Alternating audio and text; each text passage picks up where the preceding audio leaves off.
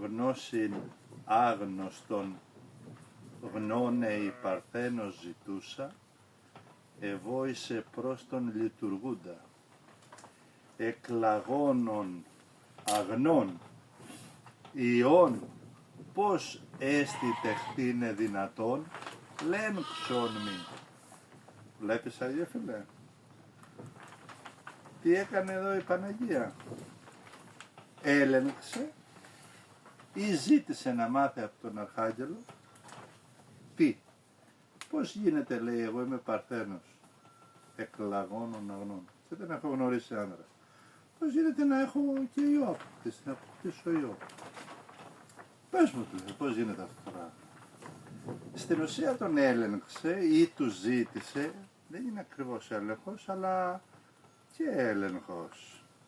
Ο Θεός δεν παραβαίνει τους νόμους του, δεν είναι σαν εμάς που πέφτουμε από τη μία λακκούβα στην άλλη γκρεμίλα. Τι γίνεται, του λέει, με αυτό που είπες? Εκλαγώνων αγνών, ενώ είμαι Παρθένα, τι είναι αυτά που λες? Και η απάντηση υπέροχη, ότι δεν παραβιάζεται η φύση, γι' αυτό ρωτάσαι. Ένα όχι σου είναι δεχτό και ένα ναι σου είναι δεχτό. Και το υπέροχο πνεύμα Άγιον επελεύσετε ευσέτω γνωστό, και το παιδί που θα γεννηθεί θα είναι Άγιον εκ Θεού. Γιατί όμως έπρεπε να γίνει έτσι το πράγμα αυτό? Ο Θεός, ο δημιουργός του σύμπαντος κόσμου, το αίτιο που δημιούργησε τα φαινόμενα ορατά και αόρατα, εκείνος ο δωρητής που έδωσε στους αγγέλους δυνάμεις, στα σύμπαντα τροχές, εκείνο που ρύθμισε τους νόμους της γεννήσεως, της φθοράς και της ζωής, εκείνο που μας χάρισε εμάς λόγο και νου υπέροχον να γεννά λόγο και να σκέφτεται, ο αρχιτέκτονας και η πηγή των πάντων, αυτό που εμείς λέμε Θεό, τα πάντα τα δημιούργησε με το λόγο του. Θα ήταν αδικία ως προς τον Θεό όταν θέλησε να γίνει άνθρωπος, ενώ όλα γεννήθηκαν με αγνό λόγο, όλα τα δημιουργήματα, τα πιο απλά μέχρι τα πιο ένθεα δημιουργήματα, δημιουργήθηκαν από εκείνο τον αγνό λόγο. Θα ήταν άτοπο ή άτιμο εις τον εαυτό του ο Θεός να γεννηθεί με τον ήδη καταστρεμμένο δικό μας λόγο. Εμείς είχαμε σκοτώσει την θεότητα του λόγου και τότε και τώρα οι πολλοί. Τι έγινε λοιπόν? Όπως τότε μεσολάβησε ο λόγος, ο αγνός, ο δημιουργικός, ο άρχον λόγος, και γεννιέται το σύμπαν, δημιουργούνται τα αίτια, παίρνουν λόγο όλες οι υπάρξεις. Έτσι και τώρα με εκείνον τον αγνό λόγο γεννάται και ο ίδιος.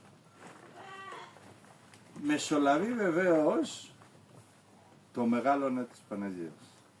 Και ο Αρχάγγελος απάντησε, δεν παραβιάζεται τίποτα. Πνεύμα Άγιο, δεν πρόκειται για κάποια βία κατάσταση. Επελεύσεις εσένα θα σε επισκιάσει πρακτικά όλα.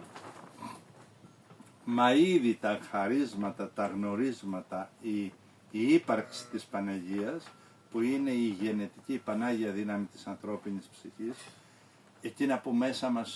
εκείνη η δύναμη που μέσα μας γεννά, συνεχώς γεννά, αυτό που μέσα στα σύμπαντα γεννά, συνεχώς γεννά, μέσα στις υπάρξεις που γεννά, για να γίνεις καλό, έχεις μια δύναμη μέσα σου που δέχεται το σπέρμα του καλού και το γεννά, που το έχει και το αναπτύσσει, το μεγαλώνει. Στην Παναγία ήταν το τέλειο, ήδη δηλαδή αυτή η δύναμη, και λέει ο Αρχάγγελος το υπέροχο Άγιε Φίλε που λέει, δεν παραβιάζεται τίποτε από τον Λόγο του Θεού. Και άλλωστε να θυμάσαι, λέει ότι όπου παρουσία Θεού, πάσα φύσης νικάται ως προς το θάνατο. Πάσα φύσης νικάται ως προς τη φθορά, ως προς το αδύνατο. Και εκείνο το υπέροχο που απάντησε, εδώ είναι η δούλη του Κυρίου, γέννη το κατά το ρήμα σου. Να μην γίνει αυτό που είπες, κατά το ρήμα, σύμφωνα. Άλλο να μην γίνει αυτό που είπες θα γίνει. Όπως το πω, κάτι άλλο, σημασία. Δηλαδή λέω ναι και αμήν και εδώ η δούλη Κυρίου για αυτό που είπες. Και η μεγάλη γιορτή, ο δημιουργός των κόσμων, των όντων, των διαστάσεων, των δυνάμεων, των φωτοειδών αστέρων, των πάντων, αυτών που υπάρχουν, που θα υπάρξουν, που πρόκειται να υπάρξουν, γνωρίζουμε και αγνοούμε, γίνεται άνθρωπος. Και αυτά είναι τα Χριστούγεννα. Τα Χριστούγεννα είναι η παρουσία του Θεού ως άνθρωπος. Ούτε γιορτές, ούτε αυτά τα γνωστά. Λοιπόν,